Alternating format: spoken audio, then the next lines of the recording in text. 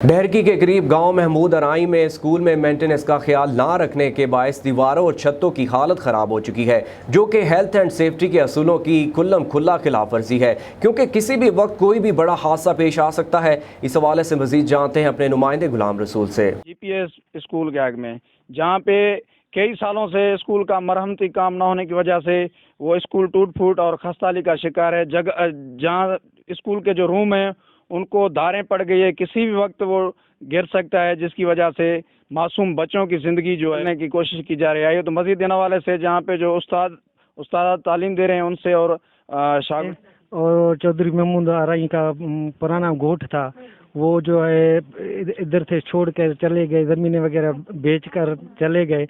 इस वजह से जो इसकी मालकी नहीं थी और ये जो स्कूल है वो तमाम इसकी हालत जो तमाम ख़राब हो गई है।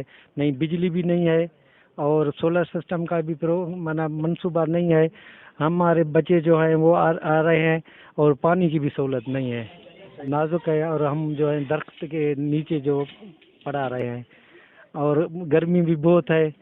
और इसलिए जो है हमारी गुजारिश है कि बच्चे के लिए या सोलर सिस्टम किया जाए या और पानी का जो है बंदोबस्त किया जाए।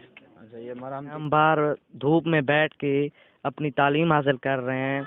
यहाँ ना पानी की सहूलत है, ना कुछ शय की भी सहूलत नहीं है। ये दीवारें गिर गई है। हमारे माँ बाप हमको रोकते हैं कि मत जाओ, फिर भी हम आते हैं, मगर तालीम हासिल करते हैं। ये हमारे स्कूल को बहुत सी डालें आ गई हैं, बहुत सी दीवारें गिर गई है और बहुत सी गिरने वाली भी हैं। हम इसलिए आते हैं कि तालीम हासिल कर सकें। हमारी ये आपने उस्ताद और यहाँ पे तालीम हासिल करने वाले तलबा के बातें सुनी। उनका यही कहना था कि कई अरसे से स्कूल की मरम्मत ना होने से स्कूल में धारें पड़ गई है, जिसकी वजह से किसी भी वक्त आंधी या तूफान के बहस स्कूल गिर सकता है, जिसके बहस जानी नुकसान का खदशा है।